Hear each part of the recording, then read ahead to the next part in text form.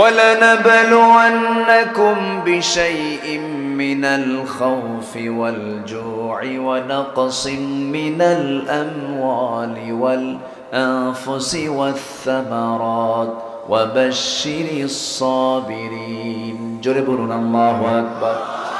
Number 1 হলো ভয়, number 2 হলো ক্ষুধা, নাম্বার 3 হলো জানমাল, নাম্বার 5 হলো ফল ফলাদি শস্যাদির ক্ষয়ক্ষতি।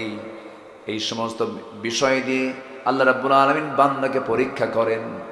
আমার বন্ধুগণ, আমার নবীজি নিজে তার সাহাবী সহ 3.5 বছর জেল খেটেছেন।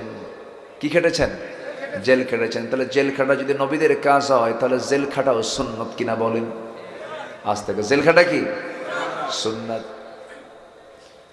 আমার নবীজি কি এত কষ্ট স্বীকার করতে হয়েছে ক্ষুধার দ্বারা পরীক্ষা? মানে দেখেন, আমার নবীজি 3.5 বছর যে জেলখানায় ছিলেন, সেই জেলখানায় কোনো খাবার নাই, কোনো বিছানা নাই, কোনো খাদ্য ছিল না। খাবার না পেয়ে আমার নবীজি নিজের চোখে সাহাবে কেরামকে দেখেছেন। নবী সহ তিনি কি করেছেন? বাবলা গাছের কাঁটাযুক্ত ছাল টান মেরে পেরে নিয়া মুখের মধ্যে চাবাতে নিয়া বাবলা গাছের কাঁটা ঠোঁটের মধ্যে ঢুকে গেছে, ফিনকিতে রক্ত বের হয়ে গেছে, খাওয়ার হয় নাই। বছরে 2-3 বার করে ওই পাথরের পাহাড়ের উপরে যখন বৃষ্টি নাসিল হতো, নাসিল হওয়া বৃষ্টির পানিতে কিছু ঘাস জন্মাতো, দুর্বা ঘাস, সেই ঘাসগুলো চাবায় চাবায় ক্ষুধা নিবারণ করে 3.5 বছর কাটিয়ে দিয়েছেন সাহাবীরা। এত কষ্ট স্বীকার করেছেন। ঈমান মানে হলো পরীক্ষা। ঈমান মানে কি বলেন? পরীক্ষা তারা দিয়েছেন, পরীক্ষায় তারা পাশ করেছেন, ফেল করেন নাই। কোনো সাহাবী পরীক্ষায় ফেল করেন নাই। আমার বন্ধুগণ, রাতের সময়টাগুলো কেটেছে ভয়ে ভয়ে।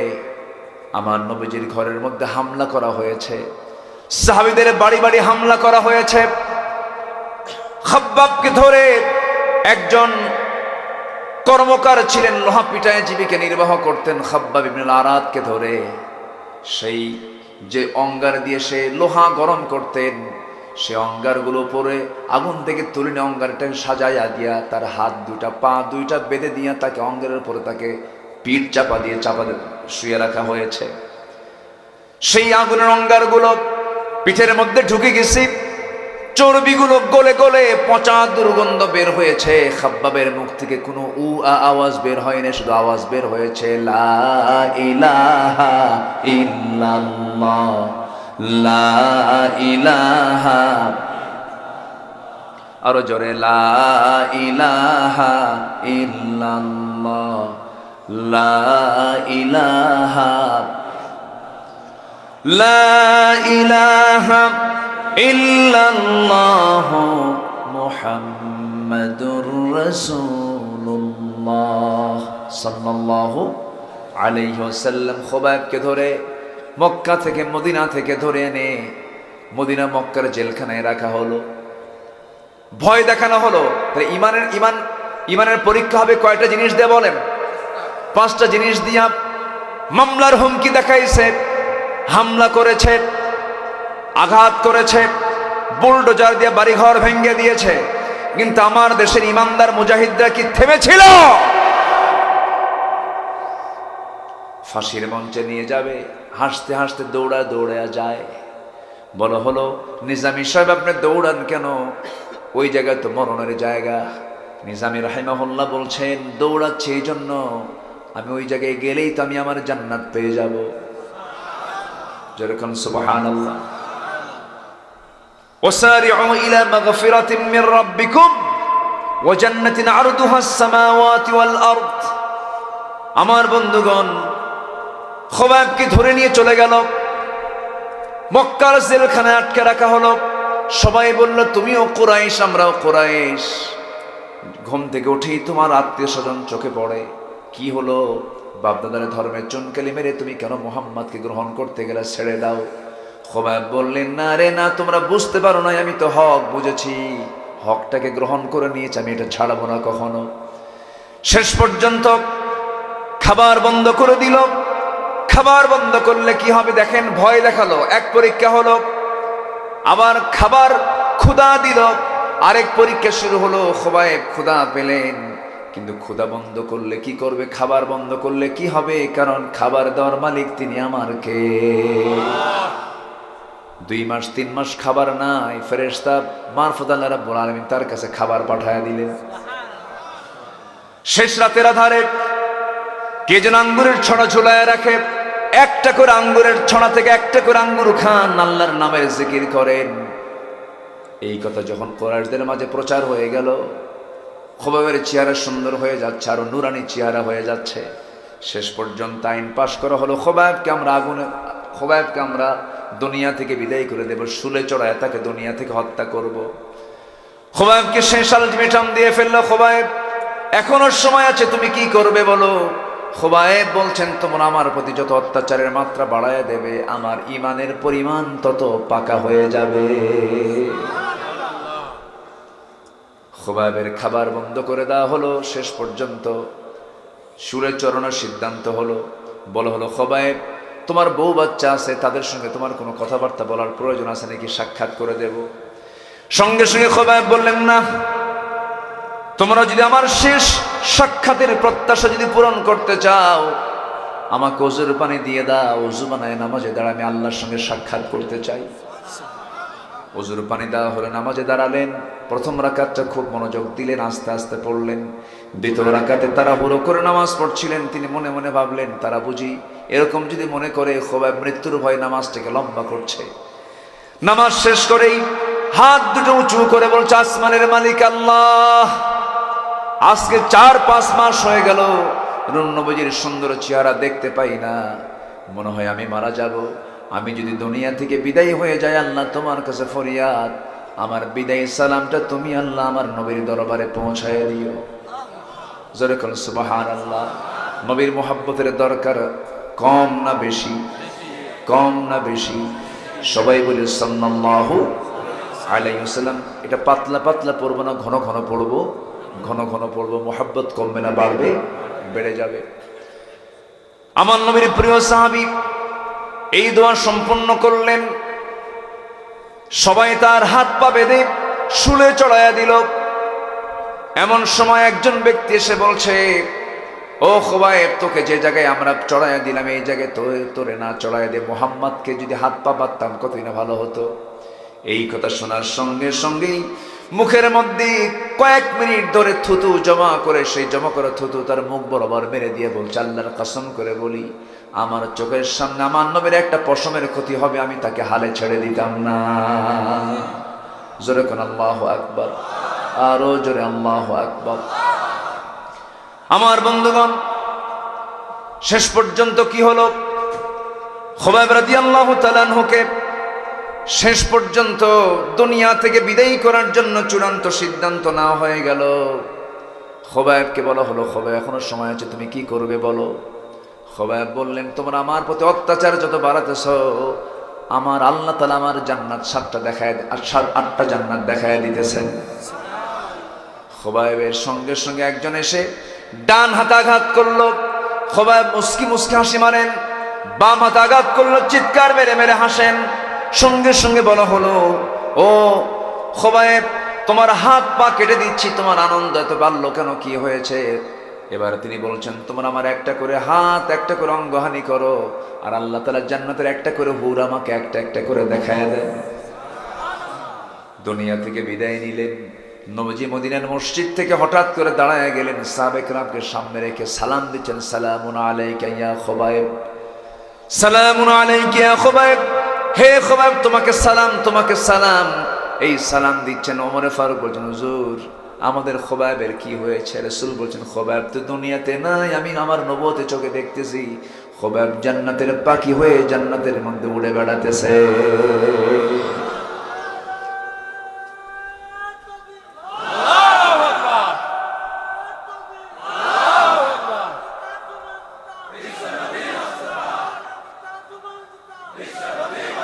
আসসালামু আলাইকুম ওয়া রাহমাতুল্লাহি ওয়া বারাকাতুহু।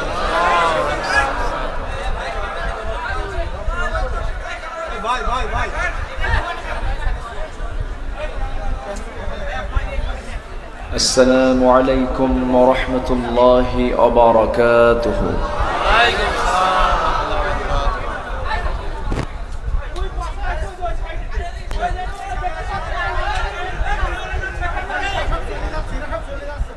إن الحمد لله الأكرم الذي خلق الإنسان وكرم وعلمه من البيان ما لم يعلم، فسبحان الذي لا يحصى امتنانه باللسان ولا بالقلم. نشهد أن لا إله إلا الله وحده لا شريك له،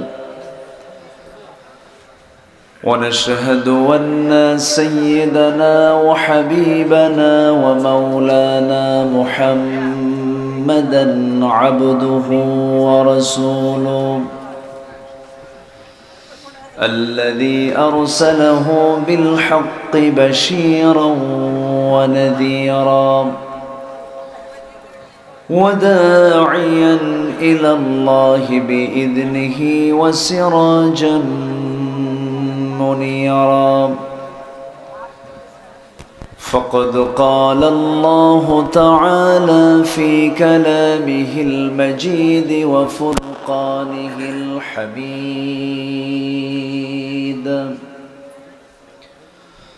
أعوذ بالله من الشيطان الرجيم.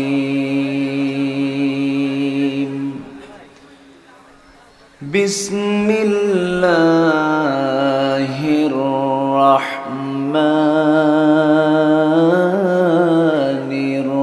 الرحيم.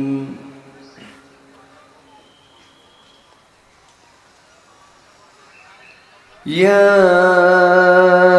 أيها النبي إنا أرسلناك شاهدا ومبشرا ونذيرا.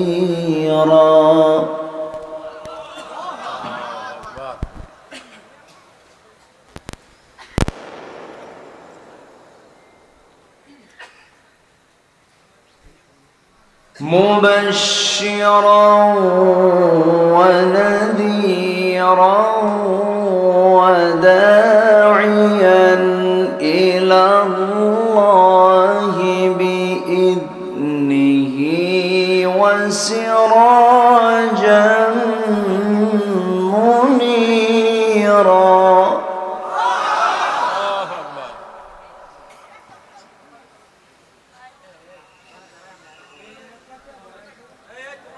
وبشر المؤمنين بأن لهم من الله فضلا كبيرا.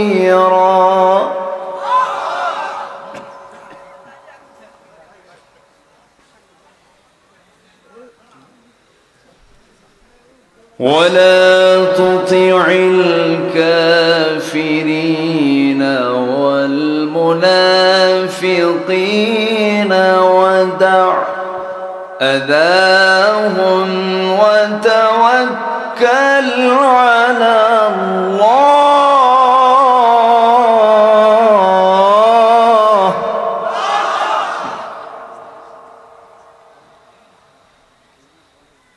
وتوكل على الله وكفى بالله وكيلا.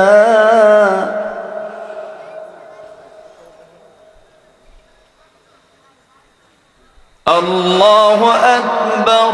بسم الله الرحمن الرحيم.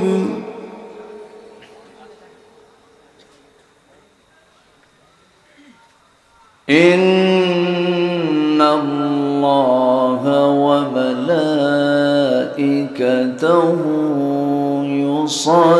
يصلون على النبي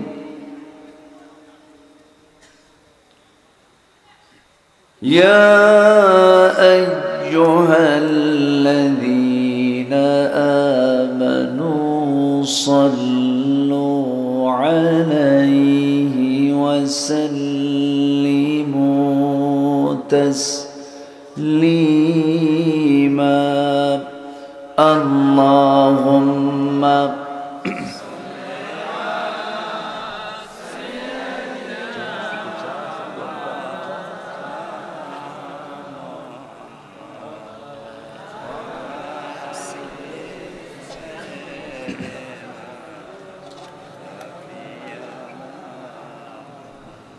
একটু মহব্বত দিয়ে নবীর প্রেমে মাতোয়ারা হয়ে আওয়াজ দিয়ে সবাই বলুন আল্লাহুম্মা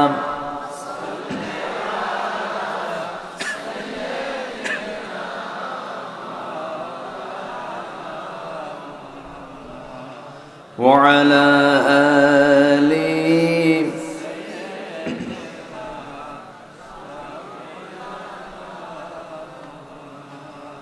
তায়েফের কথা ভেবে কাঁদে শুধু দুনয়ন এমন দরদি পেতে কাঁদে মন অনুক্ষণ কাঁদে মন অনুক্ষণ ওহুদে দাঁত হারাম আহমদ যখন লৌহ মাখা কিয়ামতে উঠবে তখন জিহাদ না করে কিভাবে দেখাবে তুমি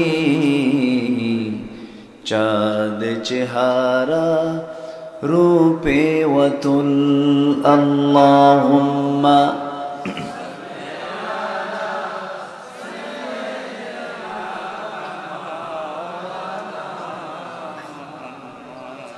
وعلى آله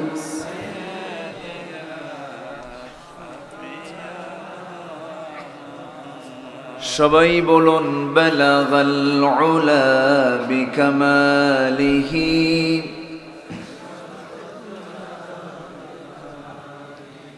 حسنت جميع خصاله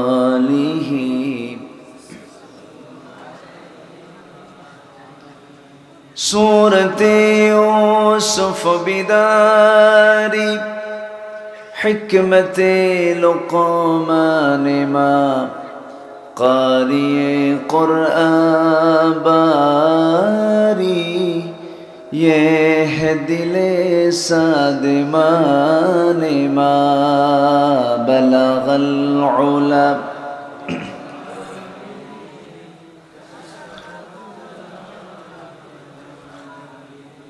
حسنت جميع خصاله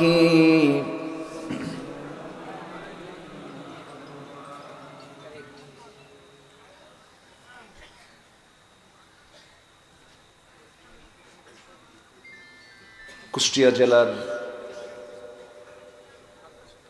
সদর উপজেলা তো না কুমারখালী উপজেলার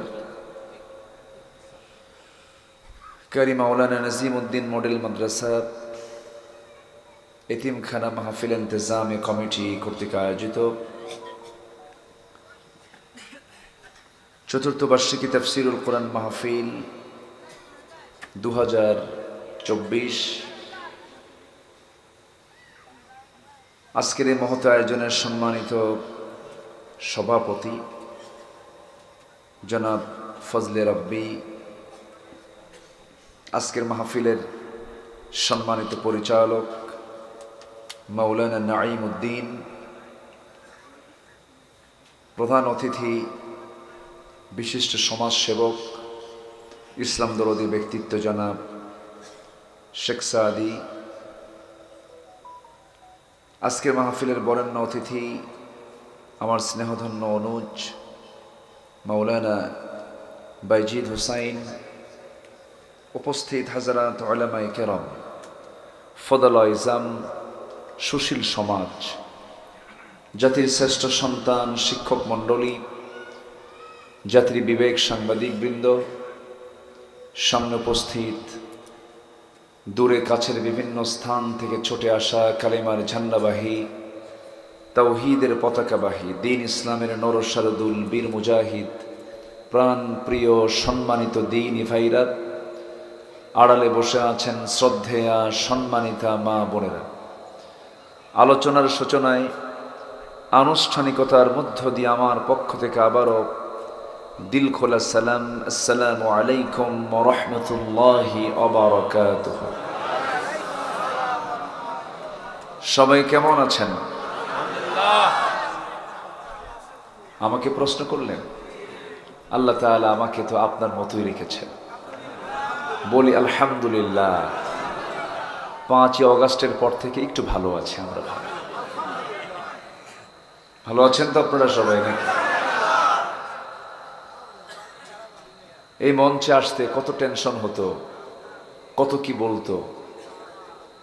ওয়াজ করার আগে আমাদেরকে আগে ওয়াজ শোনাতো, বলতো হুজুর ওয়াজ করবেন আকাশের আর কবরের, দুনিয়ার কিন্তু কোনো ওয়াজ করা যাবে না, এটা আমরা করে দেব।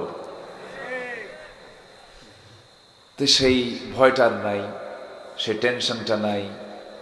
মাহফিল কমিটি হয়ে যেত থানার কাছে আসামি।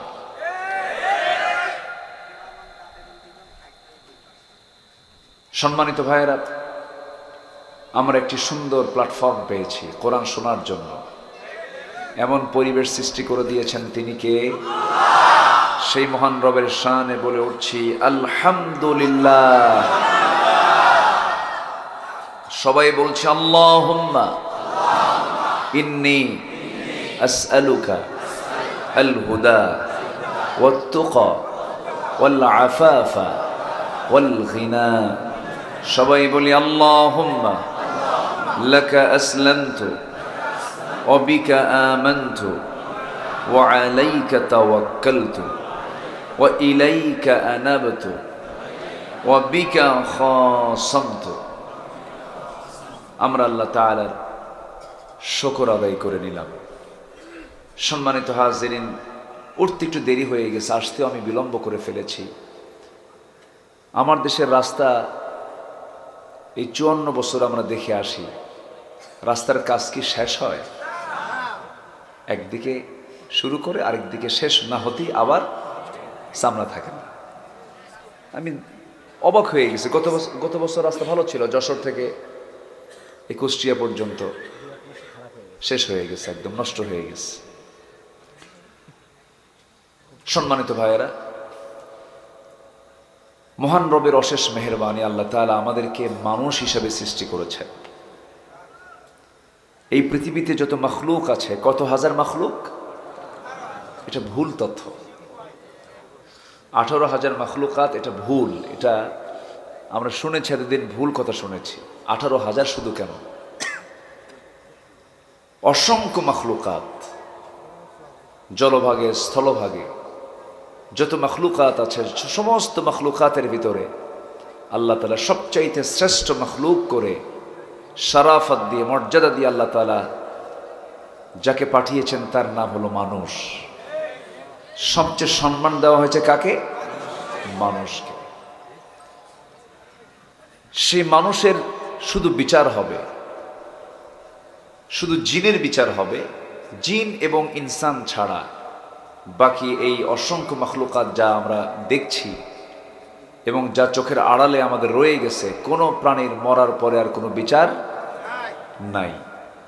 তাহলে সুস্পষ্ট কথা, আমাদের জীবন এই দুনিয়া থেকে চলে যাবে, ঠিক আছে, মরে গেলাম, কিন্তু আমি কি একেবারে মরে গেলাম? আবার জিন্দা করবেন কে? এই বিশ্বাস আছে যার, ঈমান আছে তার। এই বিশ্বাস যার যত গাঢ়, তার ঈমান তত মজবুত, ঠিক কিনা? আমার আগে আমার বাইজিদ ভাই অনেক লম্বা সময় কথা বলেছেন। আমি খুব বেশি লম্বা সময় নেব যে তা না, নাতি দীর্ঘ কথা বলবো, তবে শর্ত হলো মাহফিলে যারা এসেছেন, মাহফিলে আসা আগে দরকার না আদব রক্ষা দরকার? আদব রক্ষা কি মোনাজাত না করে চলে যাওয়া? এই মাহফিলের মূল আদব হচ্ছে যারা বসেছি ইবাদতের মানসিকতা নিয়ে বসেছি। এটা শেষ পর্যন্ত দোয়ার মধ্য দিয়ে আমরা এখান থেকে বিদায় নেব। জোরে বলি ইনশাআল্লাহ। আমি কাউকে কষ্ট ফেলে দিলাম না তো আবার? আচ্ছা, জি, একজন বলেছে ফজরে পরে যাবে উনি। দেখা যাক, আপনারা চলে যাবেন? আছেন তো, বসে। সম্মানিত হাজিরিন, আমি সোজা কোনো ভূমিকায় যাব না, সোজা আমরা আলোচনার দিকে আস্তে আস্তে চলে যাচ্ছি। আমি আয়াত তেলাওয়াত দিয়ে শুরু করেছি, যে তেলাওয়াতকৃত আয়াতের ভিতরে আল্লাহ রাব্বুল আলামিন আমার নবীর কিছু পরিচয় তুলে ধরেছেন। আমাদের রসুলকে চেনার দরকার পরে না আগে? বলেন তো, রসুলকে চেনার দরকার সবার আগে না সবার পরে? সবার আগে। রসুলকে যে চিনবে না সে হাসুরের দিন কোনো পথঘাটও চিনবে না। কথা ক্লিয়ার? কিন্তু রসুলকে যে জানবে না হাসুরের ময়দানে সে অন্ধ হয়ে উঠবে। কি হয়ে উঠবে? অন্ধ লোকের কাছে কি এই দুনিয়ার সৌন্দর্যের কোনো চিত্র চিত্রায়িত হয় না। এই জন্য সবার আগে আল্লাহকে পেতে হলেও আল্লাহ শর্ত জড়িয়ে দিয়েছেন, রসুলকে আগে চিনে আসো, তাকে মহাব্বত করে আমাকে মহাব্বত করো, তার আনুগত্যের মধ্য দিয়ে তুমি আমাকে পেয়ে যাবে।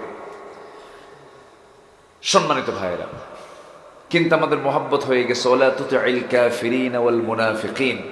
আমরা কাফেরদেরকে, মুনাফিকদেরকে আমরা মহাব্বত করি বেশি। এমনকি বিয়াই বেড়ি আমেরিকা বানাই, ঠিক কিনা? আছে না নাই? এই দেশে 18 কোটি পরিবার থাকতে এই সাত সাগরে 13 নদী পাড়ি দিয়া এত দূরে বিয়েই বাড়ি। আমার কথা কি বোঝা যায়? বোঝা যায়? সম্মানিত ভাইয়েরা, সম্মানিত বন্ধুগণ, কাফের, মুনাফিক, মুশরিক এই জাতের সাথে মুসলমানদের কোনোদিন হৃদয়ের মন থেকে কোনোদিন মোহাব্বত আসতে দেওয়া যাবে।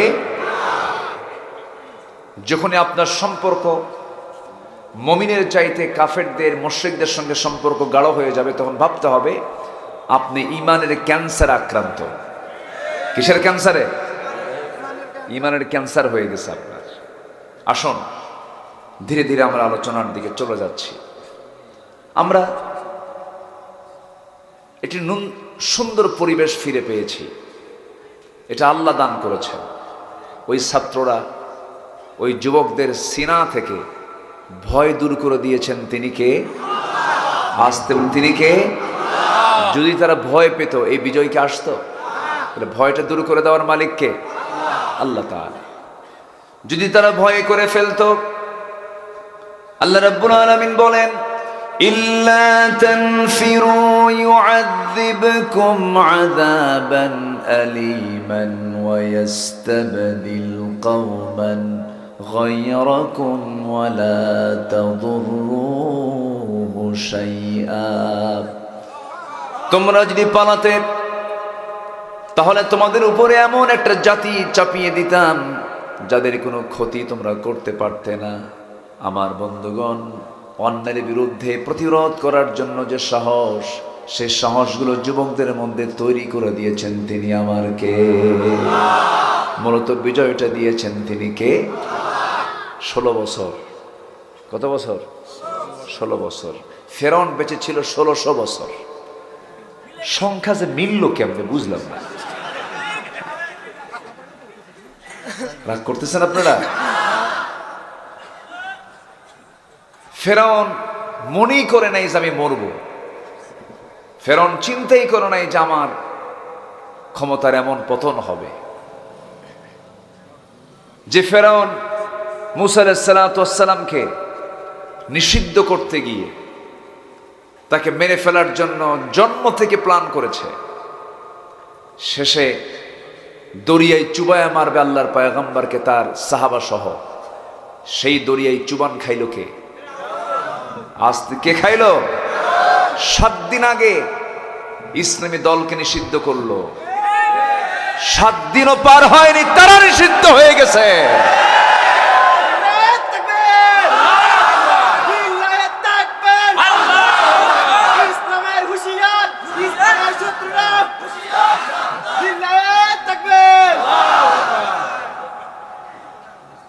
ইসলামের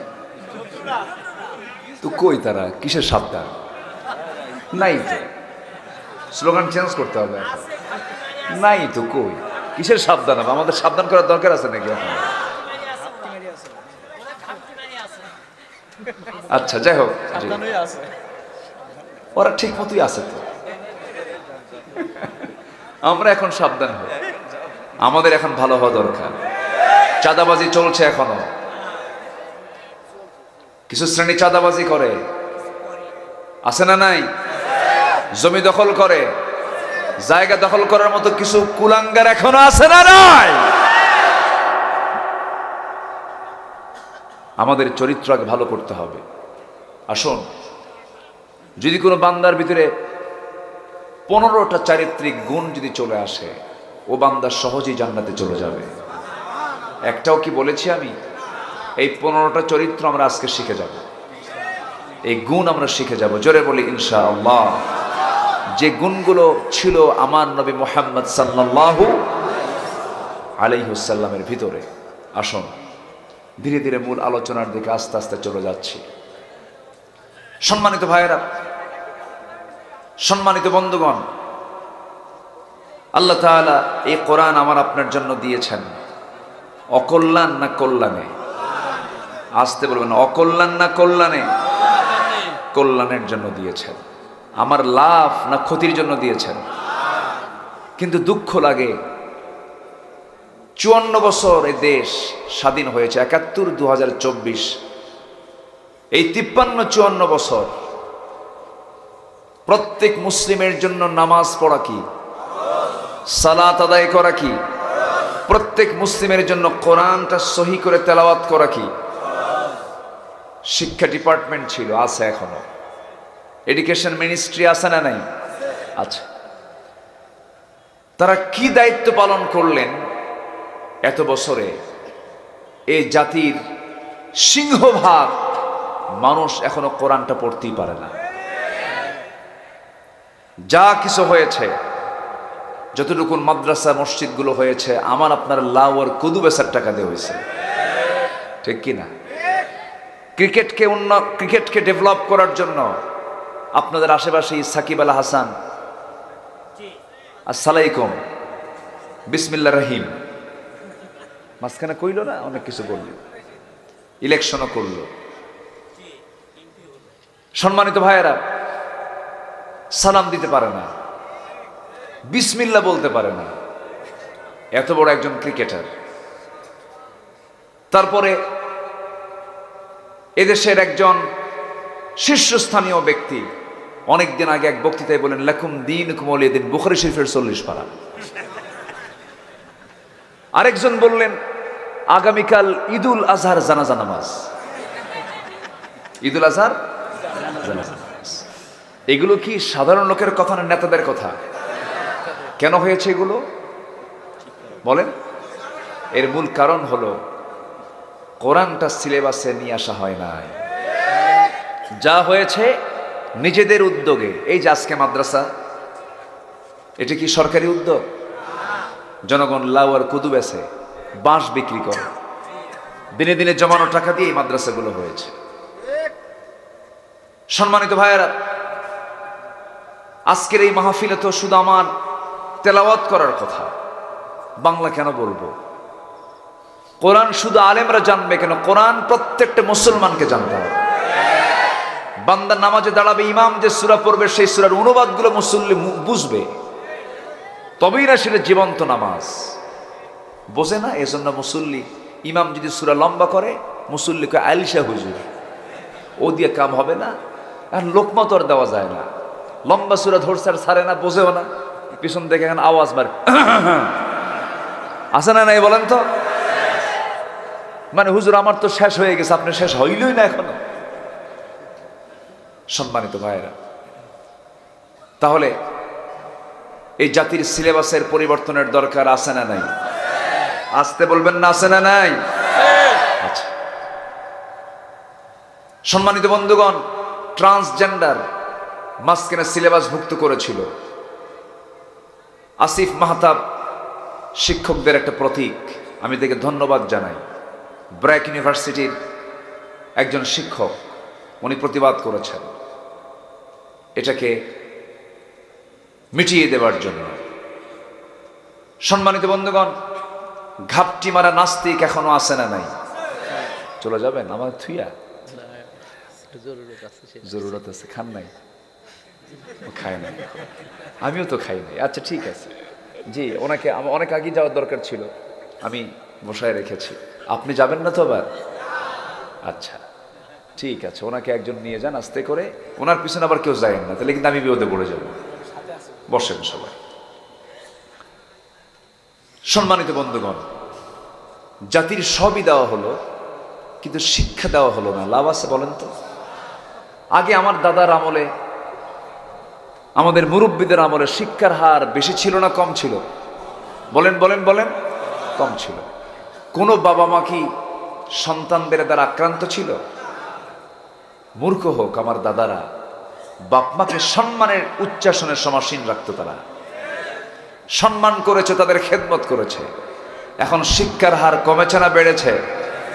বাপ মার প্রতি ভক্তি, শ্রদ্ধা, খেদমতের পরিমাণ কমছে না বাড়ছে? ঠিক আছে না? তাহলে শিক্ষার হার বাড়লো আর খেদমতের হার কমলো। তাহলে এখানে অবশ্যই কোনো একটা গ্যাপ, একটা অবশ্যই কোনো শূন্যতা, কোনো ব্যর্থতা আছে না নাই? যদি খুঁজে বের করা হয়, সেই খুঁজে বের করতে গেলেই আসবে হলো নৈতিকতার শিক্ষা থেকে জাতিকে বঞ্চিত করা হয়েছে। তার সবচেয়ে বড় প্রমাণ, কুষ্টিয়া ভার্সিটি যখন ক্রস করছিলাম, ভার্সিটির নাম কি?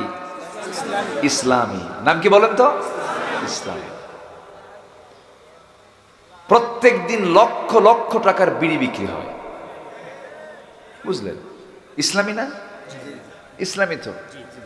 এক মাসে শুনলাম কয়েক কোটি টাকার নাকি বিড়ি আর সিগারেট বিক্রি হয়। খাই হলো চতুর্থ আসমান থেকে ফেরেশতারা আইসা। তাহলে এই হলো শিক্ষার দশা। এই ভার্সিটিতে শিক্ষক ছাত্রকে শাসন করে না ছাত্র শিক্ষককে শাসন করে? ছাত্র শিক্ষককে শাসন করে, বলে স্যার সোজা হও, নচেত খাইয়া ফেলাম। তাহলে এটা কি সোজা কাজ না উল্টা কাজ? উল্টা কাজ। তাহলে কেন হচ্ছে এগুলো? এগুলো খুঁজে বের করতে হবে। এটার মূল কারণ হচ্ছে জাতি শিক্ষা পেয়েছে, সুশিক্ষা পায়নি। জাতি কিছু আলো পেয়েছে কিন্তু সঠিক আলোটা পায় না। ঠিক কিনা? সঠিক আলোর প্রয়োজন আছে না নাই? দুর্গা পূজা কাদের ধর্মীয় কাজ? বলেন কাদের ধর্মীয় কাজ? দুঃখজনক হলো শুধু সেই দুর্গা পূজায় হিন্দু বেশি না মুসলিম বেশি? আলহামদুলিল্লাহ। হ্যাঁ, সব জায়গায় বসে থাকে, নারিকেলের নাড়ু খাবে, বিসমিল্লাহ বলে খায়। আছে না নাই বলেন তো? আছে। এটি কি মুসলমানদের কাজ হতে পারে? আচ্ছা, তারা কি আমাদের ঈদগাহে আসে? তারা কি আমাদের জুমার নামাজে আসে? এর চাইতে কিভাবে বুঝালে পরে আপনাকে আমি এখান থেকে বারণ করতে পারবো? আমার বুঝে আসে না। অনেকে দেখতে যায়, তাদের ধর্মীয় কাজ আমি আপনি দেখতে পারবো না তো। তবে হ্যাঁ, সংখ্যা গরিষ্ঠ না হয়ে যদি তাদের সংখ্যা কম হয়, তাদেরকে পাহাড় দেবার দায়িত্ব আমাদের দিয়েছেন কে? আসতে বলবেন, দিয়েছেন কে? এর মানে কি নারিকেলের নাড়ু খাওয়া?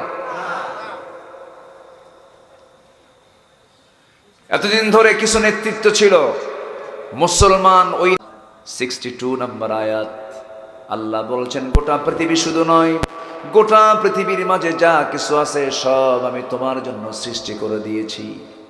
এমন সৃষ্টির নিপুণতা আল্লাহ রাব্বুল আলামিন রেখে দিয়েছেন। এত নিখুঁত করে বান্দাকে বানিয়েছেন। আল্লাহ বলছেন, বান্দারে আমাকে চেনার জন্য বেশি দূরে যাওয়া লাগবে না, তোমার নিজের জীবনের দিকে তাকায় দেখো। সূরা যারিয়াত, ওয়াফি আনফুসিকুম আফালা তুবসিরুন। নিজের দিকে তাকায় দেখো, এত সুন্দর করে আমি তোমাকে বানিয়ে দিয়েছি, যেখানে যা প্রয়োজন ছিল তাই সেই চাহিদা পূরণ করে দিয়েছি। এমন সুন্দর সূক্ষ্ম করে বানালেন, সেই মার পেটের ভিতরে 10টি মাস রেখে দিয়েছেন। তিনি আমার কে? আসতে বলবেন না, তিনি আমার কে? ওই মার পেটের মধ্যে আমরা যখন ছিলাম, কোনো অস্তিত্ব আমার ছিল না, কোনো পরিচয় আমার ছিল না। অনিস্তিত্ব থেকে অস্তিত্ব দান করেছেন। আমার কোনো উল্লেখযোগ্য কোনো পরিচয় ছিল না। মহান রব্বুল আলামিন সূরাতুদ দাহরের শুরুতে বলছেন, হাল আতা আলাল ইনসানি হিনুম মিনাদ দাহরি লাম ইয়াকুন শাইআম মাযকুরা। আল্লাহু আকবার।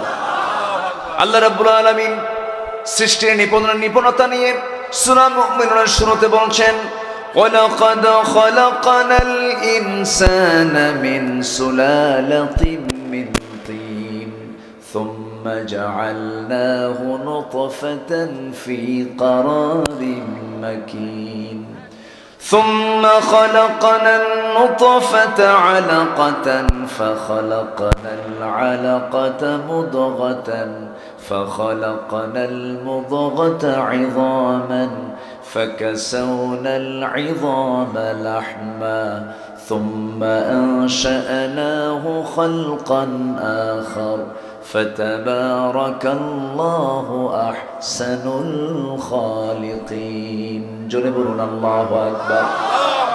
মানব সৃষ্টির 7টা স্তর। কয়টা স্তর বলেন? আমাকে আল্লাহ রাব্বুল আলামিন মার পেটের ভিতরে 7টা স্তরে তিনি সৃষ্টি করেছেন। এটা কি সাধারণ কথা না বিজ্ঞানের কথা? বলেন। এখন গবেষণায় একই কথাই এসেছে। 1500 বছর আগে বিজ্ঞান কি এত উন্নত ছিল নাকি? এই মানব সৃষ্টি নিয়ে আল্লাহ রাব্বুল আলামিন কত আগে জানায়া দিলেন। মানব সৃষ্টির 7টা স্তর। 1 নম্বর স্তর হলো সুলালাতিম মিন তিন, মাটির সারাংশ। নাম্বার 2 হলো নুতফা, শুক্রবিন্দু। নাম্বার 3 হলো আলাকা, জোকের মতো আটকে থাকা ঝুলন্ত বস্তু। নাম্বার 4 হলো মুদগা, গোশতের টুকরার ন্যায় চর্বিত দ্রব্য। নাম্বার 5 হলো ইযম, হাড্ডি, হাড়, অস্থি। নাম্বার 6 হলো লাহাম, অস্থি থেকে গোশতের আবরণে সুন্দর করে ঢেকে দেওয়া। এরপর আল্লাহ রাব্বুল আলামিন সুম্মা শা'নাহু খালকান আখার, নতুন করে একটা সুন্দর করে বডি প্রস্তুত করা। এই 7টা স্তরে মার পেটের মধ্যে নিখুঁত করে যিনি বানিয়েছেন তিনি আমার কে? আল্লাহু আকবার। আমার মা আমাকে লালন করেছেন। আসার সময় দেখলাম বহু মা বোন মাহফিল এসেছেন। এক একটা মা কত বড় নিয়ামত। যার ঘরে মা আছে তার ঘরে বরকত আছে, যার ঘরে মা আছে তার ঘরে নিয়ামত আছে। পৃথিবীর সব দোয়া মিস হয়, সন্তানের জন্য মার দোয়া কখনো মিস হয় না। বন্দুকের গুলি মিস হয় কিন্তু মার দোয়া মিস হয় না। কেন মিস হয় না? কি জন্য মিস হয় না? ওই যে 7টা স্তরে আল্লাহ রাব্বুল আলামিন মার পেটটাকে প্রোডাকশনের জায়গা বানায় নিয়েছেন। আল্লাহ রাব্বুল আলামিন গোডাউনটা হচ্ছে মার পেট, এটা হচ্ছে কারখানা। পৃথিবীর সকল কারখানাগুলো আলো ছাড়া না আলো দেওয়া। বলেন আলো ছাড়া কোনো কিছু হয় নাকি বলেন? কিন্তু আল্লাহ রাব্বুল আলামিন আমাকে আপনাকে যেই প্রোডাকশনে যে গোডাউনে বানিয়েছেন সেই জায়গায় কোন আলো আছে নাকি? নিকশ কালো ঘন অন্ধকার, ফি কারারিন মাকিন। সেই নিকশ কালো ঘন অন্ধকারে সুরক্ষিতভাবে আমার মার পেটের মধ্যে আমাকে রেখেছেন। এমন যত্ন করে রেখেছেন তিনি, এমন করে নিবিড় তত্ত্বাবধানে আল্লাহ রাব্বুল আলামিন আমাকে আপনাকে বড় করেছেন। চুল পরিমাণ জান সেই জায়গায় ঢোকে নাই, কোনো সমস্যা সেই জায়গায় হয় নাই। যত সমস্যা হয় মার পেটে না দুনিয়াতে এসে। ওই মার পেটের ভিতরে আল্লাহ রাব্বুল আলামিন তিলে তিলে আমাকে বড় করলেন। আমি আমার মার পেটের মধ্যে যতদিন ছিলাম, যতবার লাথি মেরেছি মার কলিজায়, আজকে গণনা করতে গিয়ে বিজ্ঞান বলছে 4.5 থেকে 5,000 বার কলিজায় গিয়ে আমরা পা দিয়ে লাথি মেরেছি। আল্লাহু আকবার বলো। মাকে লাথি মেরে মেরে দুনিয়াতে এসেছি আমরা। এত কষ্ট দিয়েছি মাকে পেটের ভিতরে। যেই মা আমার জন্য এত কষ্ট স্বীকার করেছেন, সেই দুনিয়াতে আমি আসলাম। সেই দুনিয়াতে আসার পরে সেই মা, যে মা আমার জন্য এত লাথি সহ্য করেছেন, সেই মাকে এই দুনিয়াতে আসার পরও লাথি দিয়ে মাকে আহত করে এমন সন্তান আছে না নাই? আসতে বলবেন না, আছে না নাই? আছে। না না, এগুলো করা যাবে না। আল্লাহ রাব্বুল আলামিন আমাকে আপনাকে একটা লক্ষ্যে সৃষ্টি করেছেন। কোরআন দেখেন সব জবাবগুলো দিয়ে দিচ্ছে। মোটামুটি 13টা প্রশ্নের জবাব দিয়ে আমি মূল আলোচনার দিকে আস্তে আস্তে চলে যাব। আমাদের গুণ অর্জন করবো আমরা কয়টা? বলেন কয়টা? 15টা। একটাও কি বলেছে নাকি? বলেছে একটাও? আমাকে সময় দিচ্ছেন তো নাকি? জোরে বলে ইনশাআল্লাহ। এত সুন্দর মানুষ, আলহামদুলিল্লাহ। আপনি কি শেখ সাদি? শেখ সাদি কোথায়? আসেন নাই? শেখ সাদি কত বড় আল্লাহওয়ালা ছিলেন, আলহামদুলিল্লাহ বলেন। নামটা সুন্দর। আল্লাহ এই নামে যিনি আছেন, আল্লাহ তুমি তাকেও তার মতো কবুল করে নাও। জোরে বলি আল্লাহুম্মা আমিন। তাহলে এই পৃথিবীর সকল কিছু সৃষ্টি করেছেন কে? নাম্বার 2, মানুষকে কেন সৃষ্টি করা হয়েছে? এমন প্রশ্ন কোরআনে করলে কোরআন জবাব আছে না নাই বলেন তো? আল্লাহ রাব্বুল আলামিন বলেন, وَمَا خَلَقْتُ الْجِنَّ وَالْإِنسَ إِلَّا لِيَعْبُدُونَ। সূরা যারিয়াত 56 নম্বর আয়াত। আল্লাহ রাব্বুল আলামিন মানুষকে সৃষ্টি করেছেন একমাত্র কার গোলামি করার জন্য? আসতে বলবেন না, কার গোলামি করার জন্য? এই 16 বছর একটা মহল গোলামি করেছেন মানুষের, ঠিক কি না? মানুষের গোলামি করে গেছে। পালাতে চাইলো, পালাতে পারলো না। সম্পদ দিয়ে কি করবেন? টাকার পাহাড়। একটা দেশের টপ লিস্টেড একজন ধনী, বিশাল ধনী, একটা গ্রুপের মালিক। মাথার চুলও সাদা, মুখের দাড়িটাও সাদা ধবধবা, বকের কালারের মতো একদম সাদা, কোথাও কোনো কালো কুলো নাই। মনে হয় আকাশ থেকে ফেরেশতা জিবরাইল নাজিল হয়ে গেছে। এত সুন্দর সুরতের চেহারার মানুষ, মানুষটাও সাদা, কত সুন্দর। পালাতে চাইলো, নৌকায় চললো, কিন্তু নৌকার ভিড়ল না। কোস্টগার্ড ধরে ফেললো আইনমন্ত্রীকে, ধরে নিয়ে যাচ্ছে। আইনমন্ত্রীকে, আমার একা ধরো কেন? ওই যে বসে আছে। কে কে চেনো না? কে না তো, মাথার চুল তো কালো দেখা যায়। কে না, কালো বানাইছে, ওটা দরবেশ।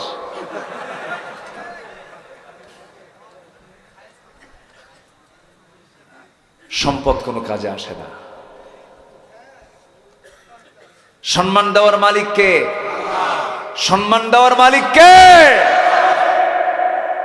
এই কুষ্টিয়াতে আসতে পারি নাই,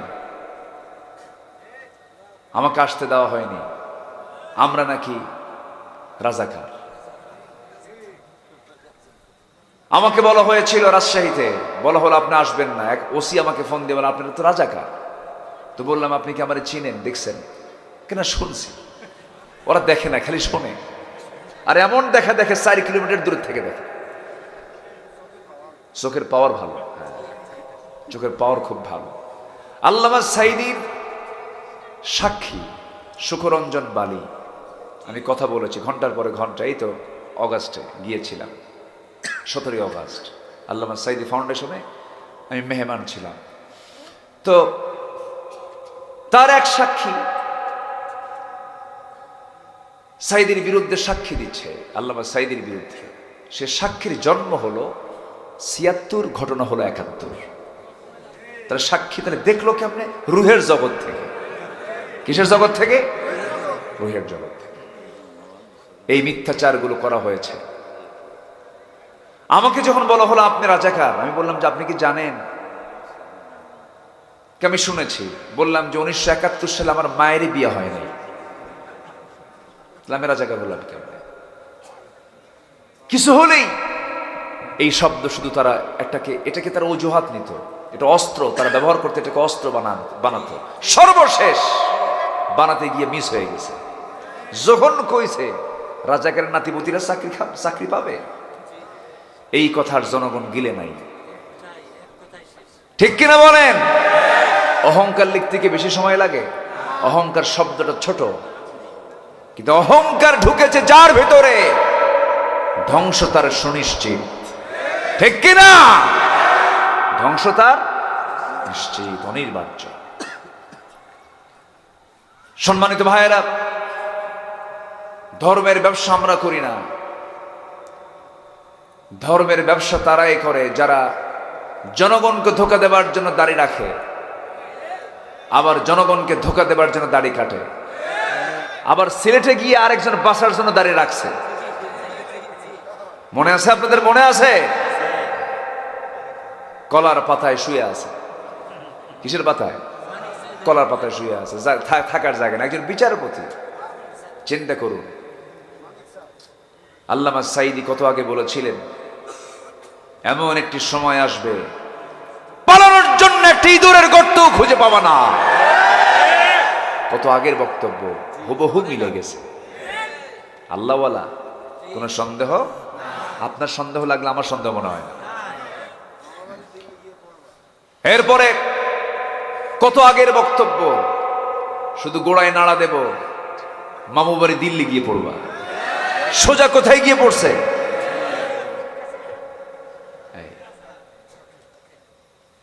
সারা জীবন গালি দিয়েছে আমাদেরকে পাকিস্তানি রাজাকার বলে। আমাদের কোন লোক পাকিস্তানে যায় নাই, ভারতীয় রাজাকাররা সব দিল্লি গিয়ে জমা হয়েছে।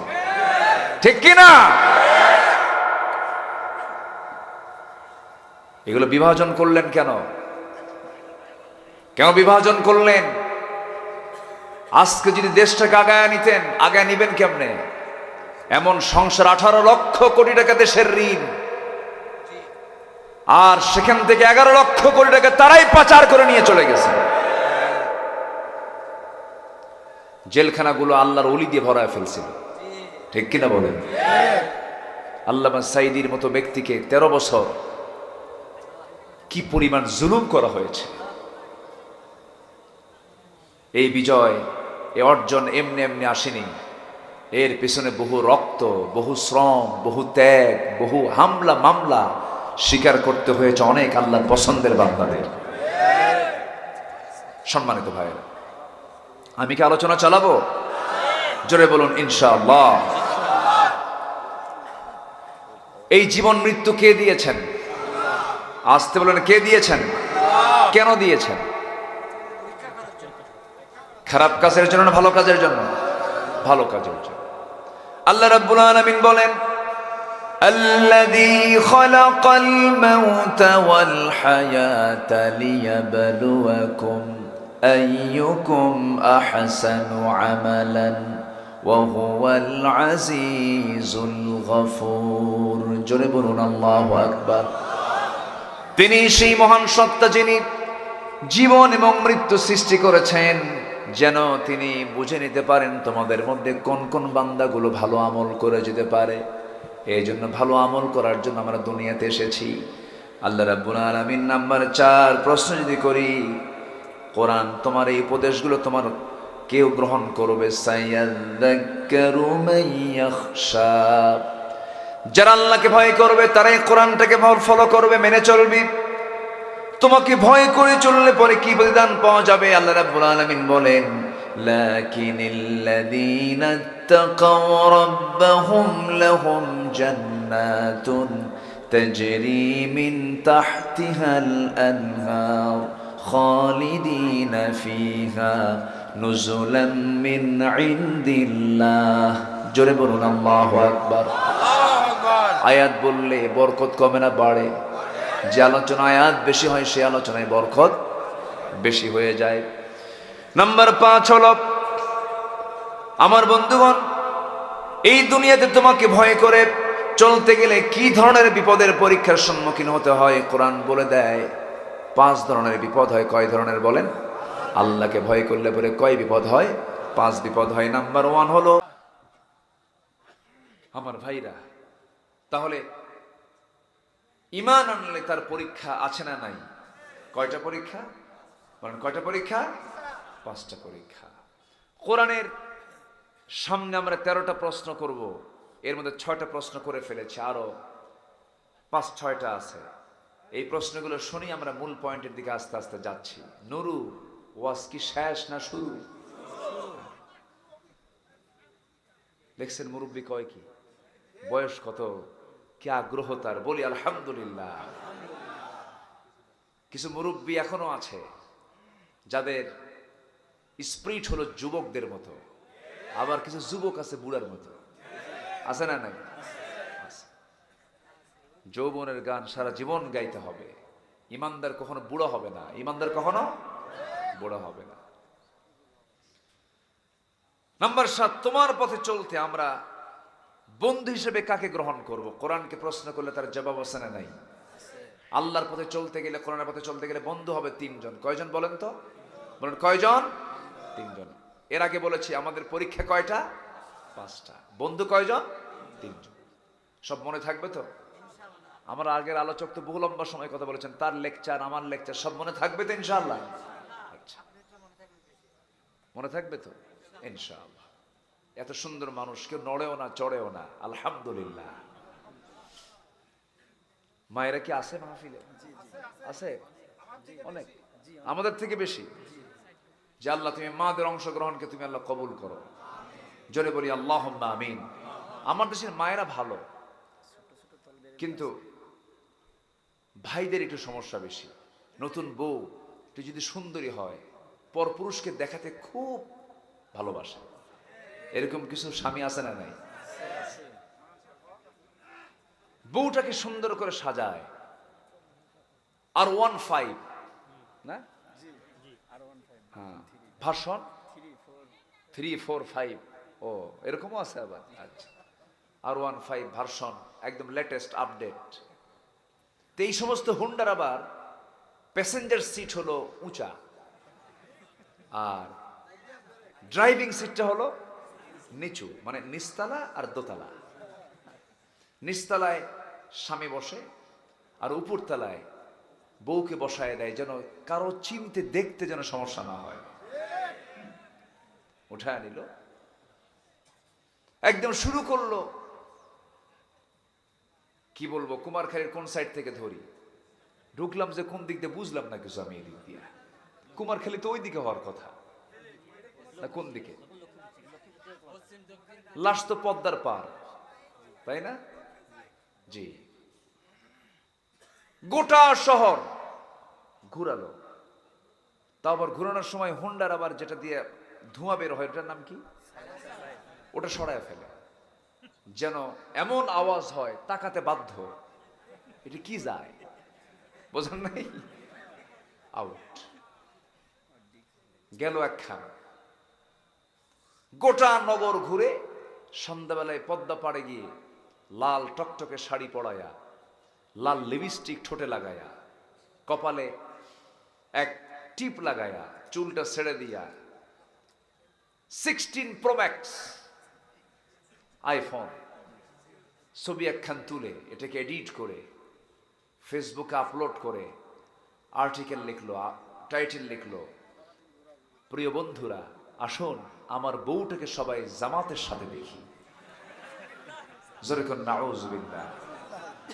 বউ কি জাতীয় সম্পদ? বউ কি পাবলিক না পার্সোনাল?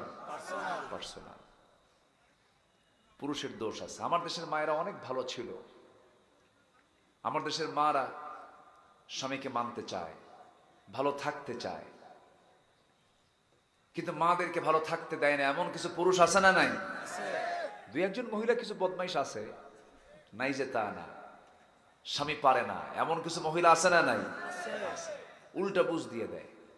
স্বামী যদি একটু কালো হয় ধমক মারে, নিজের চেহারা সুন্দর, স্বামীর চেহারা একটু কালো, মাঝে মাঝেই বলে তুমি যে আমারে ধমকাও, তুমি একটু আয়নার সামনে দাঁড়াও তো, এরকম হুমকি মারে।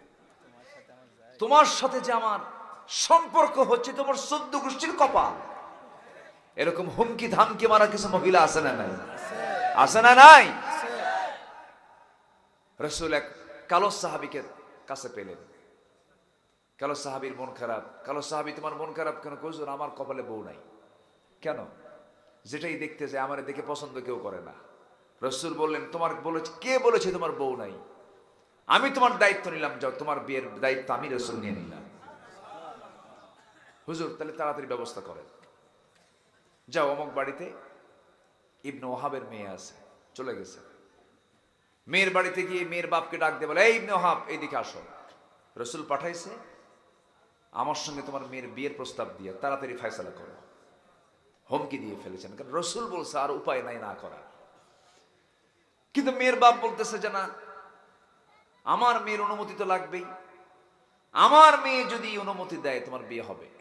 তাহলে মেয়েদের অনুমতির দরকার আছে না নাই? চলে গেছে মেয়ের কাছে, মেয়ে আবার অটোমেটিক কথা শুনে ফেলেছে যে রসুল পাঠাইছে। কি মেয়েটা, তার বাপ বলতেছে, মা একটা ছেলে রসুল পাঠাইছে কিন্তু কালো, কি করা যায়? মেয়েটা কান্দে, মেয়েটার কান্না দেখে বাপ বলছে, মা বিয়ে দেবই না, যাও। কাব্বা বুঝতে ভুল করলা, এই ছেলে আমার দরকার, কারণ রসুল তাকে পছন্দ করে আমার জন্য নির্বাচিত করেছে। কালো কয়দিন ভাই, চেহারার সৌন্দর্য কয়দিন, 40 বছর পরে সব সোজা। আমার নবীজি ওই কালো সাহাবীকে পাঠালেন, বিয়ের বন্দোবস্ত হয়ে গেল, মেয়ে রাজি, মেয়ের বাপ রাজি। সাহাবী এসে বলছেন, সাঈদ, ওই কালো সাহাবীর নাম হলো সাদ আল আসওয়াদ আস-সুলাইমি, এসে রাসূলকে লক্ষ্য করে বলছেন, ইয়া রাসূলুল্লাহ, আজকে আমি সফল হয়েছি কেন? সবাই রাজি হয়ে গেছে। রাসূল বলছেন, বিয়ে যে করবা, টাকা পয়সা আছে নাকি? টাকা পাবো কোথায়? টাকার দায়িত্ব যদি আমাকে দিয়ে দেন, বিয়ে আমার কোনোদিন হবে না, অতএব বিয়ের দায়িত্ব আপনি নিয়েছেন, আপনি টাকা দেন, আমি বিয়ে করি। আবার নবীজি মুস্কি মুস্কি হাসি মারলেন। রাসূল ব্যবস্থা করলেন, বলেন যাও 200 দিরহাম 400 দিরহাম দিয়ে দিলাম, নোমান দাও, ওসমান দাও। 400 দিরহাম নিয়ে বাজারে গেলেন বাজার করতে নি তার কানে সংবাদ দিল, ও সাহাবী, বিয়ের বাজার করতে এসেছে, তুমি কি জানো যুদ্ধের ডাক এসেছে? সঙ্গে সঙ্গে তিনি মাথা নিচু করলেন। যুদ্ধের ডাক আসা মাত্রই তিনি বিয়ের বাজার বন্ধ করে যুদ্ধের বাজার করলেন, ঘোড়া কিনলেন, তরবারি কিনলেন, যুদ্ধে শামিল হলেন। যুদ্ধে অংশগ্রহণ করে এক পর্যায়ে ওই সাহাবী দুনিয়া থেকে শহীদ হয়ে বিদায় হয়ে গেলেন। নবীর কানে সংবাদ গেল, হুজুর, সাদ দুনিয়া থেকে বিদায় হয়ে গেছে। কোন সাদ? সাদ আল আসওয়াদ আস-সুলাইমি দুনিয়া থেকে বিদায় নিয়েছে। রাসূল দৌড় মেরে আসলেন, দেখেন তার হাত কাটা, পা কাটা, মস্তকটা ছিটকে পড়ে আছে। সামনে দাঁড়ালেন, রাসূল তাকে দেখে একবার কাঁদেন, একবার হাসেন। সাহাবীরা বলছেন, হুজুর, আপনি এমন আচরণ তো কখনো করেন না, আপনি কাঁদেন কেন, হাসেন কেন, কি হয়েছে? রাসূল বলছেন, সাহাবীরা, আমি আমার নিজের চোখে দেখতে পেতেছি, এই জন্য কাঁদি। আমার সাত জাগতিক জীবনে একজন নারীকে কাছে পেল না, বিয়ে করতে পারলো না, এই দুনিয়া থেকে তার আগেই বিদায় হয়ে গেছে, এই জন্য আমি কান্দি আর হাসতেছে। এই জন্য আমি আমার নবুয়তি চোখে দেখতে পেতেছি আমার সাদ জান্নাতের পাখি হয়ে জান্নাতের মধ্যে হুরদেরকে সাথে করে উড়ে বেড়াতেছে। জোরে বলেন সুবহানাল্লাহ। নবীজি জানাজা পড়ায়া দিলেন এবং জানাজা শেষ আনতে বলেন, ও সাহাবীরা, কোন মহিলার সঙ্গে বিয়ের কথা হয়েছিল তাকে নিয়ে আসো। মদিনার সুন্দরী নারী, আমার নবীজি তারকে পাশে রেখে বলছেন, ও মহিলা, যে সাহাবীর সঙ্গে বিয়ের কথা ছিল, সে তো বিয়ের বাজার না করে যুদ্ধের বাজার করেছে, সে জান্নাতে চলে গেছে। তার পক্ষ থেকে আমি তোমাকে, তার পক্ষ থেকে হাদিয়া স্বরূপ আমি ঘোড়ার তরবারি তোমার হাদিয়া দিলাম। যেরকম সুবহানাল্লাহ। আমার বন্ধুগণ, নোংরামি করা যাবে না। যুবকরা, বিয়ের প্রয়োজন হবে, বিয়ে করে ফেলবা। বিবাহ পূর্ব কোনো প্রেম হয় না, প্রেমটা হয় বিয়ের আগে না বিয়ের পরে? বিয়ের পরেই তো প্রেম হবে, বিয়ের আগে কোনো প্রেম হয় না। বিয়ের আগে প্রেম হয় না, জেনা হয়। বিয়ের আগে প্রেম হয় না, জেনা হয়। অনেকে বলে, হুজুর, আমাদের কিন্তু লাভ ম্যারেজ। আমি কই, লুচ্চা ম্যারেজ। কি ম্যারেজ? কিসের লাভ ম্যারেজ? এগুলো ভুল। এগুলো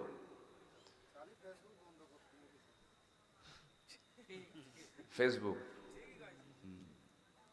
খালি মেসেঞ্জার, হোয়াটসঅ্যাপ, ইমো, লাইন, ভাইভার, আর কি আছে, ইনস্টাগ্রাম, টুইটার, খালি হাই মারে আর সালাম মারে। আছে না নেই বলেন তো? কোন পরনারীর ইনবক্সে আপনি নক দেওয়া মানে আপনি তার ব্যক্তিগত রুমে ঢুকে পড়লেন, ঠিক কিনা? আল্লাহ এই সমস্ত অপকর্ম থেকে যুবকদেরকে হেফাজত করুন। জোরে বলি আল্লাহুম্মা আমিন। নোংরামি করা যাবে না। চুয়াডাঙ্গা তো কাছাকাছি না? চুয়াডাঙ্গা তো কুষ্টিয়া জেলারই এক সময় অংশ ছিল। হ্যাঁ, চুয়াডাঙ্গা। ভাষাগুলো সবচেয়ে সুন্দর চুয়াডাঙ্গারই, কিন্তু কুষ্টিয়ার ভাষা সব এলাকার সুন্দর না। সুন্দর, তো বেশি সুন্দর কোথাকার? চুয়াডাঙ্গা। ওটা আবার নদীর সাথে লাগানো, তো ভাষাটা অনেক সুন্দর। হ্যাঁ হ্যাঁ, কুষ্টিয়ার নদীর, হ্যাঁ হ্যাঁ, জি জি, অনেক সুন্দর ভাষা, বলি আলহামদুলিল্লাহ। ভাষা আপনাদেরও সুন্দর, কুষ্টিয়ার ভাষা বিখ্যাত, বলি আলহামদুলিল্লাহ। অনেকে কুষ্টিয়ার খাজা বিখ্যাত। হ্যাঁ, খাজা কিসের? কোনো কিছুই না, কুষ্টিয়ার ভাষা বিখ্যাত, আলহামদুলিল্লাহ। ভাষা, আপনাদের ভাষা খুব সুন্দর, একটা মজা আছে, তৃপ্তি আছে, বলি আলহামদুলিল্লাহ। কষ্ট পাচ্ছেন নাকি আপনারা? যুবকরা, কি নোংরামি করা যাবে? বদমাইশি করা যাবে? চুয়াডাঙ্গা মাহফিল ছিল গত বছর, আগের বছর। খাইতে বসছি, এক মুরব্বী আমার কাছে এসে দোয়া চাই, হুজুর দোয়া করেন। কি দোয়া? মেয়ের জন্য। কি হয়েছে? বিয়ে দিছি। কোথায়? ঠাকুরগা। বললাম ঠাকুরগা এত দূরে গেলেন কেন? কুষ্টিয়া তো বহু বড়, এত দূর গেছেন কেন? হুজুর আমি তো যাই নাই। ওই চলে গেছে। বললাম যে গেল কেমনে? এর ঘটক কে? মোবাইল। তাহলে ঘটকের নাম কি? কি যা আসলো এটা, কিচ্ছু বোঝা যায় না। গোটা রাত চলে যায়, মোবাইল ছাড়ে না। একদম এতেকাফের নিয়তে বসে, তাহাজ্জুদ পড়ার নিয়তে বসে। এই নোংরামিগুলো বাদ দিতে হবে। প্রযুক্তি থেকে, এই অনলাইন থেকে যত দূরে থাকবে তুমি, তত আসান থাকবে, সহজ থাকবে, ভালো থাকবে, বলি আলহামদুলিল্লাহ। প্রয়োজনে ব্যবহার তো করতেই হবে, উপায় তো নাই। এখন একটা দেশ থেকে আরেকটা দেশে যেতেও মোবাইল লাগে, অনলাইনে অনেক কিছু পূরণ করতে হয়, প্রয়োজন হয়। এক সময় লাগতো না, কিছুই প্রয়োজন হতো না, ভালোই ছিলাম। কি ভালো ছিলাম না? ভালোই ছিলাম। তাহলে যুবকদেরকে আমি যে কথাগুলো বললাম, যুবকরা মনে হয় রাগ করে ফেলছে, মনে হয় রাগ করছো তোমরা? রাগ করা যাবে না বাবা। বিয়ের প্রয়োজন হবে, পিছনের দরজা দিয়ে যাবা কেন? সোজা বাবার কাছে গিয়ে বলবা, সামনের দরজা দিয়ে প্রস্তাব দিবা, হবে হবে, না হলে না হবে, ঠিক কিনা? কিন্তু যুবকদের মনে মনে এখন জল্পনা কল্পনা, হুজুর বাবা তো রাজি হয় না। দেখছেন? ঠিক, দেখেন কি আওয়াজ দেয়, দেখেন। ভালো, বিয়ের আগ্রহ থাকা ভালো। যে যুবকের বিয়ের আগ্রহ নাই, ও বাইপাস মারে, কি ঠিক কিনা? যে যুবক বিয়ে করতে চায় না, ওর সমস্যা আছে, ঠিক কিনা? বিয়ে পাগল না হলে বিয়ে করা যায় না। যুবকের দায়িত্ব কার? আসতে বলবেন না, কার? কোনো সমস্যা নাই, আল্লাহ নিজে দায়িত্ব নিচ্ছেন। তুমি বিয়ে করো, আমি তোমাকে চালাবো। যেরকম সুবহানাল্লাহ, আমি রহমত দিয়ে ধন্য করব। 50 বছর হয় বিয়ে করে না, 50 বছর কি করে খাওয়াবো? বউ তো হাতি। বিয়ে করছে 50 বছরে, যৌবন তো চলেই গেছে। বাচ্চা একখান হয়েছে 60 বছরে। বাচ্চাটা নিয়ে রাস্তায় যখন হাঁটে, তখন সবাই বলে, এই ছেলেটা তোমার দাদা না নানা। এটা কোনো জীবন হলো নাকি বলেন? বিয়ের বয়স, স্ট্যান্ডার্ড এজ, রাসূল বিয়ে করেছেন 25 বছর, বলি আলহামদুলিল্লাহ। কত বছর? নবীর বাপ ছিল? আসতে কয়, নবীর বাপ ছিল? মা ছিল? টাকা ছিল? পয়সা ছিল? কিছুই তো ছিল না। বিয়ে করছেন কত বছরে? তুমি কি করবা? এত চিন্তা কিসে? কোনো চিন্তা নাই। পেটের যেমন ক্ষুধা আছে, যৌবনের ক্ষুধাও আছে না নাই? কথাগুলো কিন্তু বাস্তব বলছি আমি। অনেক গার্জিয়ান অবহেলা করে, নিজের পায়ে আগে দাঁড়া। ওকে অন্যের পায়ে দাঁড়ায় আছে? ও তো নিজের পায়ে দাঁড়ায় আছে। এগুলো খেয়াল করতে হয়।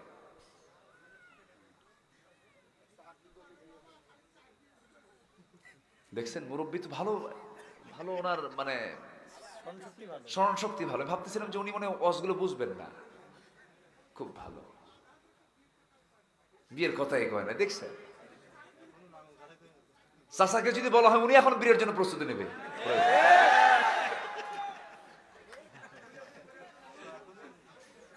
জি, সম্মানিত ভাইয়েরা, কষ্ট পাচ্ছেন না তো? আমরা কষ্ট পাচ্ছেন না তো?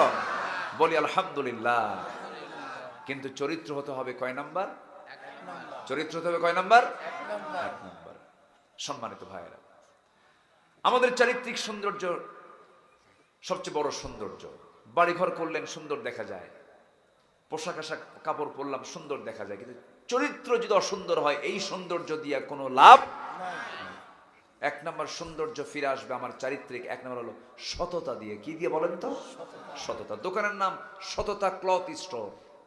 কাপড় কিনতে গেছেন, 350 টাকার কাপড় চাইছে 550 টাকা গজ।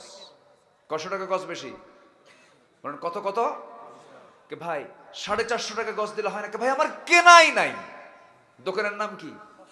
সততা ক্লথ স্টোর। আছে কিনা? আসতে বলুন, আছে না নাই? এটার নাম কি? চরিত্র সুন্দর। একজন মানুষ জীবনে কখনো মিথ্যা বলেননি, তিনি কে? মুহাম্মদ সাল্লাল্লাহু। আমরা তার কি? আমরা তার কি? আমাদের মুখে কি মিছা কথা থাকবে না সত্য কথা থাকবে? আমার আল্লাহ মিথ্যাবাদী না সত্যবাদী? আমরা তার বান্দা, আমরা মিথ্যাবাদী হব না সত্যবাদী হব? আমার বন্ধুগণ, আল্লাহ রাব্বুল আলামিন সূরাতুল আহজাবের ভিতরে বলছেন শেষের দিকে, ইয়া আইয়ুহাল্লাযীনা আমানুত্তাকুল্লাহা ওয়া কুলু কাওলান সাদীদা ইউসলিহ লাকুম আ'মালাকুম ওয়া ইয়াগফির লাকুম যুনুবাকুম ওয়া মান ইউতি'ইল্লাহা ওয়া রাসূলাহু فقد فاز فوزا عظيما। জোরে বলুন আল্লাহু আকবার। ওঠে কে? ধরেন তো। বসে বসে। খুব চাপ হচ্ছে মনে হয়, দোয়া করে দিই তাহলে। আমরা দোয়া করবো না? তাহলে ওঠে কেন? একটু বসেন। আমার একটা সমস্যা কি জানেন? আমার সামনে থেকে লোক উঠলে আমার আলোচনা হেরে যায়, আমি আলোচনা খুঁজে পাই না। একটু বসেন। কোন নাম্বার টাম্বার দরকার নেই। কিসের নাম্বার? আল্লাহ তাআলা বলছেন সত্য কথা বলো। সত্য কথার ফলাফল হলো তোমার যে ভুল ভাল আমলগুলো আছে, সত্য কথা বলার জন্য এগুলো আমি সংশোধন করে আমল দিয়ে ভরাই দেব তোর আমল নামা। চিন্তা করছেন? সত্য কথা বলার ফলাফল কি? ভুল আমলগুলো ঠিক করে দিবেন কে? আমাকে 5 নাম্বার দিয়ে দিবেন কে? ভুল উত্তর ভুল কাজ হয়ে গেছে সত্য কথা বলার কারণে, ভুল উত্তর ভুল কাজগুলো সংশোধন করে 5 নাম্বার দিয়ে জান্নাত দিয়ে দিবে কে? কে কে কে? একজন বড় ওলি ছিলেন আব্দুল কাদের জিলানী। মা বলেছেন, বাবা মিথ্যা বলবা না কখনো। স্বর্ণ মুদ্রা দিয়ে পাঠায় দিছে। স্বর্ণ মুদ্রা পকেটে নিয়ে রাস্তায় রওনা দিয়েছেন। পকেটে ডাকাতি চলতেছে।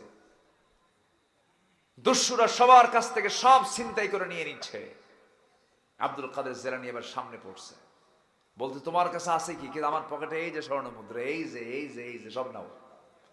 সবাই বলে কি ব্যাপার, তুমি এরকম করে সত্য কথা বললা, কারো কাছ থেকে জোর করে না নিলে না পাওয়া যায় না, আর তুমি এমনি সব দিয়ে দিচ্ছ কেন? কাদের জিলানী বলছেন, আমার মা বলেছেন ইমানদার কখনো মিথ্যা কথা বলে না। ডাকাতির ডাকাতি বন্ধ হয়ে গেছে। ডাকাত কান্দে আর কয়, কি শিখলাম সারা জীবন? এই শিশু আমাদেরকে শিখায় দিল, যা আর ডাকাতি জীবনে করবো না। এই দেশ ভালো হয়ে যাবে শুধু একটা গুণ যদি এই জাতি অর্জন করে, সেটা হলো সততা। সত্য কথা ছাড়া মিথ্যা কথা কখনো বলবো না। আমার বন্ধুগণ, তাহলে 1 নম্বর হলো সততা। 15টা গুণের 1 নম্বর গুণ আমরা আজকে শিখে গেলাম, মনে যেন থাকে, কোট করে নেবেন, চেনাই সেট করে নেবেন। নাম্বার 2 হলো আমানতদারিতা। কি বলেন? আমানতদারিতা। আমানত যার ঠিক আছে, ইমান তার ঠিক আছে। আমানত যার ঠিক নাই, ইমান তার ঠিক নাই। দেখবেন বাপ মারা গেছে, বোনের সম্পত্তি ভাই বুঝায় দেয় না। এমন ভাই বুঝি কুষ্টিয়া কুমারখালী কোথাও নাই। আসতে বলবেন না, আছে না নাই? এখন আমাদের পক্ষে, মাদের পক্ষে আমার ওয়াজ চলে যাচ্ছে, মায়েরা খুব খুশি, হুজুর এখনো পাই নাই বাবার সম্পত্তি, ভাই কিন্তু বসে আছে। বোনের সম্পত্তি ভাই বুঝায় দেয় না। এতিম ভাতিজার সম্পত্তি চাচা বুঝায় দেয় না, আছে না নাই? বুঝায় দেয় কি? কোন জমি বুঝায় দেয়? রাস্তার ধারের 7 লক্ষ টাকা শতাংশ জমিগুলো চাচা নিজের নামে দলিল করে নিয়ে কৌশল করে একদম বিলের মাঝখানে 7,000 টাকা বিঘা শতক জমিটা ভাতিজার জন্য রেখে দেয়। শতক ঠিক রাখে, কিন্তু দাম ঠিক নাই। আছে না নাই? এই ধোঁকাবাজের জবাব হলো জাহান্নাম। ধোঁকাবাজের জবাব কি? জাহান্নাম। এগুলো আমানতদারিতে নষ্ট করা যাবে না। যেদিন মা মারা গেছে, বাপ যেদিন মারা গেছে, কোনো কথা নাই। বড় ভাইয়ের দায়িত্ব, বড় বোনের, সমস্ত বড় গার্জিয়ানের দায়িত্ব হলো, বড় ভাই করবে কি, সমস্ত ভাই বোনদেরকে ডাক দিয়ে বলবে, শোনো, এই যে আব্বার ইন্তেকাল হলো, সম্পদগুলো বুঝায় নাও। তা তো করেই না, বরঞ্চ বোনের সম্পত্তি ধান আবাদ করে সেই ধানগুলো গোলায় ভরে সেই ধান বেচা টাকা দিয়া ওই ভাই হজে যায়। আসতে বলবেন না, আছে না নাই বলে? ওই হজটা তার জন্য হালাল হলো না হারাম হয়ে গেল? হারাম টাকার হজ হয়ে গেল। আমার বোনকে মাঝে মাঝে দাওয়াত দেয়, বোন যদি সে মাঝে মাঝে বলে, ভাই সম্পদটা বোঝায় দাও, জমিগুলো বোঝায় দাও, চোখ বড় বড় বানায়, আবার পাম্পট্টি দিতে নিয়ে ওই চলে যায় যশোর থেকে জামতলার মিষ্টি নিয়ে আসে। ওইদিকে ফরিদপুরের ওই হরণে কুণ্ডের পাশে বাগাটের মিষ্টি আছে, আছে নাকি? আছে না? বাগাটের মিষ্টি নিয়ে এসে বোনকে খুশি করার জন্য বসে খাওয়ায় দাওয়ায় পেট তাজা করে শেষ পর্যন্ত ভাই বোনকে নসিহা করছে, বোন শোনা, একটা কথা বলি কি, অংশ নিলে কিন্তু ধ্বংস হয়। দেখছেন কি ওয়াজটা দিল? আছে না নাই? এই ওয়াজটা আল্লাহ থেকে এসেছে না শয়তান থেকে আসছে? শয়তান থেকে আসছে। আমানতদারিতা নষ্ট করা যাবে না। আমানত নাই যার ইমান নাই, তার ওয়াদা ঠিক নাই যার ইমান নাই, তার লা ঈমানা লিমান লা আমানাতা লাহ ওয়াল্লাযীনা হুম লিআমানাতিহিম ওয়া আহদিহিম রাউন। আমার বন্ধুগণ, নাম্বার 3 হলো ধৈর্যশীলতা। ধৈর্য আছে যার, ইমান আছে তার। ধৈর্য নাই যার, ইমান ঠিক থাকে না তার। দেখবেন বহু পরিবার আছে, বউকে নিয়ে স্বামী সংসার করছে, কিন্তু সকালে তালাক মারে, বিকেলে তালাক মারে। রাগ আছে না নাই? তালাক নিয়ে কি রাগারাগি করা যাবে? তালাক কি রাগের ভাষা? না। তালাক দিতে হবে পন্থা অবলম্বন করে। 3 তুহুরে 3 তালাক দিতে হবে। 3টা মাসে 3টা শব্দ উচ্চারণ করতে হবে। বউ বসে আছে কুমারখালী, স্বামী আছে জার্মানি। স্বামী আছে কোথায়? জার্মানি থেকে অনলাইনে ভিডিও কলে কথা চলছে। কথার এক পর্যায়ে বলে ফেললো, রাগারাগি হয়েছে, তোর সঙ্গে সংসার আমি করবই না, না করলি। শেষমেশ স্বামী বলতেছে, তোর আমি 100 তালাক দিয়ে দিলাম। কত তালাক দিল? 100। ফোন দিয়ে আমাদের বলে, হুজুর তালাক তো মারছে, কি সেঞ্চুরি মারছে। কে এত তালাক কেন? রাগ খুব উঠছিল, বউ তো তালাক দিছি, শাশুড়ি শুদ্ধা দিছি। যেরকম নাউজুবিল্লাহ। আছে না নাই বলেন তো? আছে না নাই? তাহলে ধৈর্যের দরকার আছে না নাই? তাহলে বিয়ে আগে দরকার না ধৈর্য আগে দরকার? বলেন বলেন। ধৈর্য আগে দরকার। স্বামী স্ত্রী গন্ডগোল হলে পরে স্বামী স্ত্রীর মধ্যে ধৈর্য ধরবে বেশি কে? চুপ করে আছে, হুজুর আমরা দায়িত্ব নিতে পারবো। বেশি ধৈর্যের পরিচয় দেবে কে? স্ত্রী না স্বামী? জোরে কোন, আরো জোরে, মনে যেন থাকে। আরেকজনকে, হুজুর মেয়েদের পাওয়ার বাড়ায় দিলেন। স্বামীর ধৈর্য বেশি থাকতে হবে। কেন? বুদ্ধি বেশি কার? আসতে কয়, বুদ্ধি বেশি নারীর না পুরুষের? কে করে দিয়েছেন? দোষ কার? আল্লাহ। আল্লাহর দোষ। গায়ের শক্তি বেশি কার? পুরুষের না নারীর? বলেন বলেন। গড় এভারেজে শক্তি পুরুষের বেশি হয় না নারীর বেশি হয়? পুরুষের। এটা কে করে দিয়েছেন? খাদ্য বেশি খেয়েছে পুরুষরা বেশি, মার খাবার যে খেয়েছে এটা পুরুষ বেশি খেয়েছে। বলবো ওয়াজ করবো? ওয়াজ করবো? সাইয়েদনা আলীর সময়, সাইয়েদনা আলীর নাম শুনেছেন তো সবাই? কয় নম্বর খলিফা? বলেন কয় নম্বর খলিফা? বহুদিন আগে এক মাহফিলে বললাম, ওমরে ফারুককে কেউ চিনেন? সামনে থেকে এক ছেলে দাঁড়ায় বলে, হুজুর আমি চিনি। কে? আমাদের বাড়ির দোতলায় ভাড়া থাকে।